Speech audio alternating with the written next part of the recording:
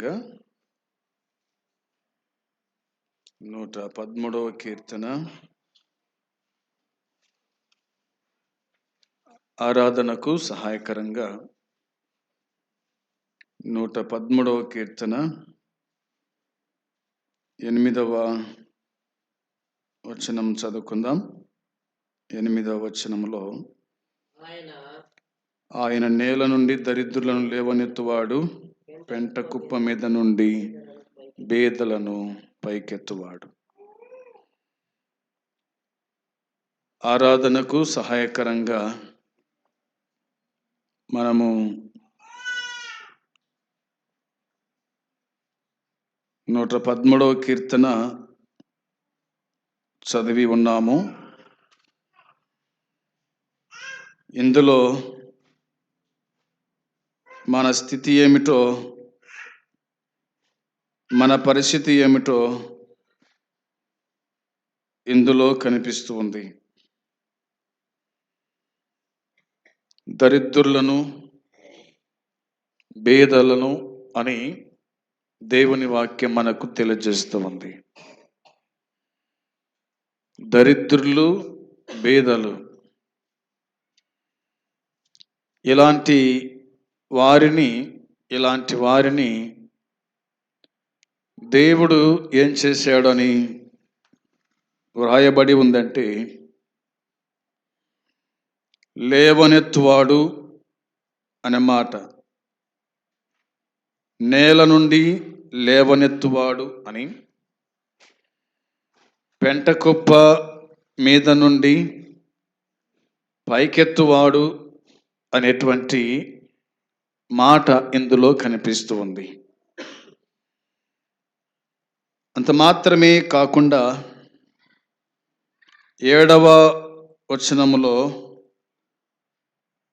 ప్రధానులతో, తన ప్రజల ప్రధానులతో వారిని కూర్చుండ బెట్టుటకై అని వ్రాసి ఉంది.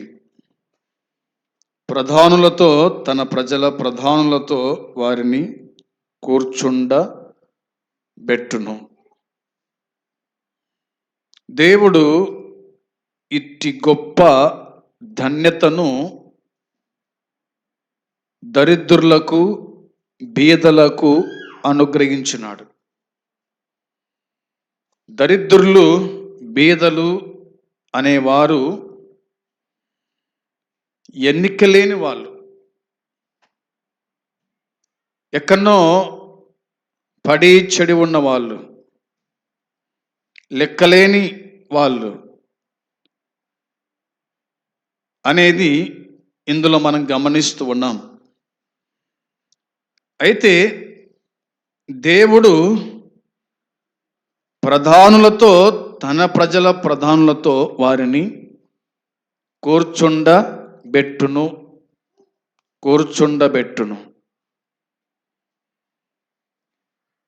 మన స్థితిని మనం జ్ఞాపకం చేసుకున్నప్పుడు, దేవుణ్ణి ఎరగని దినాల్లో ఏ స్థితిలో మనం ఉన్నామో, ఎలాంటి జీవితం మనం జీవించినామో ఆ సంగతి మనకు బాగా తెలిసినటువంటి విషయం. రక్షణ లేక, మారు మనసు లేక, లోకములో చెడి పడి ఉన్నటువంటి మన జీవితాలను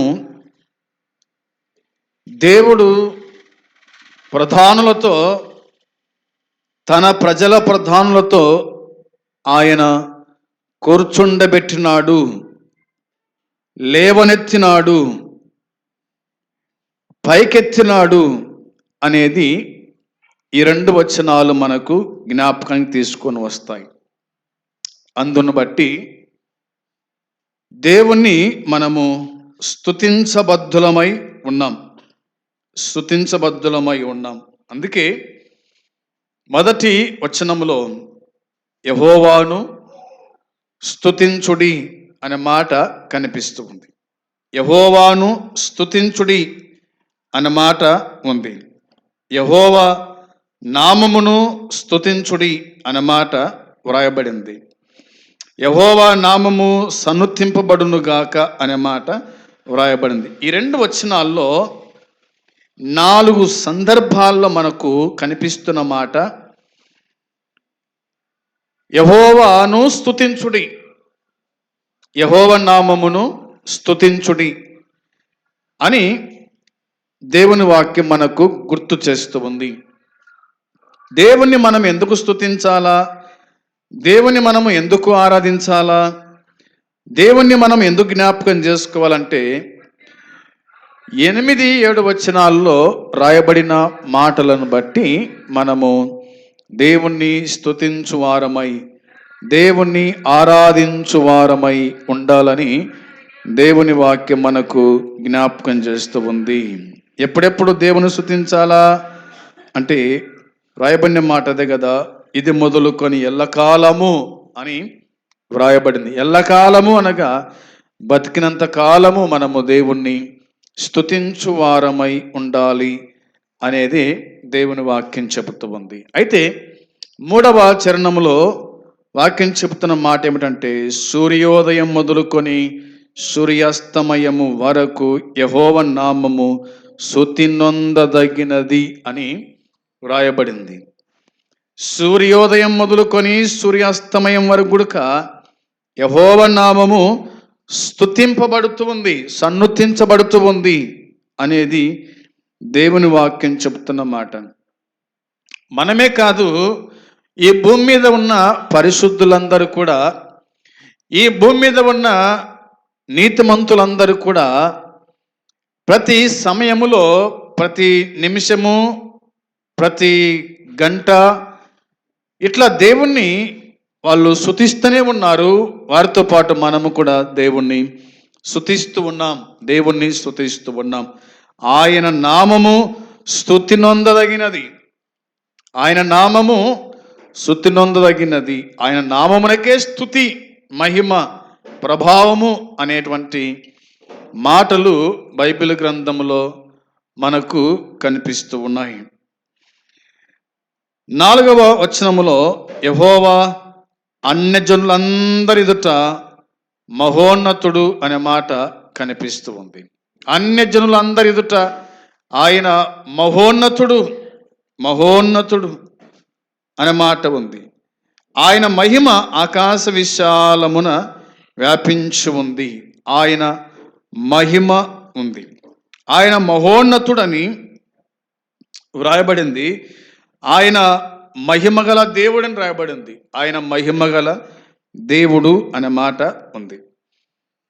ఇక 5వ వచనములో ఉన్నతమందు ఆసీనుడై ఉన్న మన దేవుడైన యెహోవా అనే మాట కనిపిస్తుంది. ఆయన ఉన్నతమందు ఆసీనుడై ఉన్న దేవుడు, ఏ నరుడు కూడా సమీపింపరాని తేజస్సులో ఉన్నటువంటి దేవుడు, ఆయన ఒక్కడు మాత్రమే ఉన్నటువంటి దేవుడు. ఆయన ఆకాశ మహాకాశములు పట్టజాలని దేవుడు.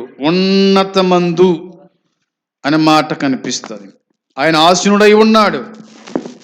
మన దేవుడైన యెహోవాను పోలి ఉన్న వాడెవడు అనే మాట కనిపిస్తుంది. మన దేవుడైన యెహోవాను పోలి ఉన్నవాడెవడు, పోలి ఉన్నవాడెవడు, ఆయనను ఎవరికి మనం పోటీ చేయగలుగుతాం? అంత గొప్ప దేవుడు అనే మాట ఈ వచనాలు మనకు జ్ఞాపకానికి తీసుకొని వస్తాయి. కాబట్టి ఉన్నతమందు అనే మాట ఉంది. అంత మాత్రం కాకుండా ఆయన భూమి ఆకాశములను వంగి చూడ ననుగ్రహించు వాడు అనే మాట మనకు దేవుని వాక్యం గుర్తు చేస్తుంది. ఇవన్నీ చూడగా దేవుడు ఏమై ఉన్నాడో, ఆయన ఎలాంటి వాడో, ఆయనను ఎవరు ఆరాధించగలరు అనేది మనకు బాగా అర్థమవుతూ ఉంది. అందుకోసమే ప్రభు అయిన దేవుడు ఆయన మనల్ని లేవనెత్తినాడు, ఆయన మనల్ని పైకెత్తినాడు అన్నది దేవుని వాక్యం చెబుతూ ఉంది. ఈ లేవనెత్తినవాడు, పైకెత్తినవాడు ప్రభు అయిన యేసుక్రీస్తే. అనేది మనకు అర్థమవుతుంది. ఎందుకనగా మనము పాపముల చేత, అపరాధముల చేత చచ్చి పడి ఉన్న మనల్ని దేవుడు క్రీస్తుతో కూడా లేపాడు.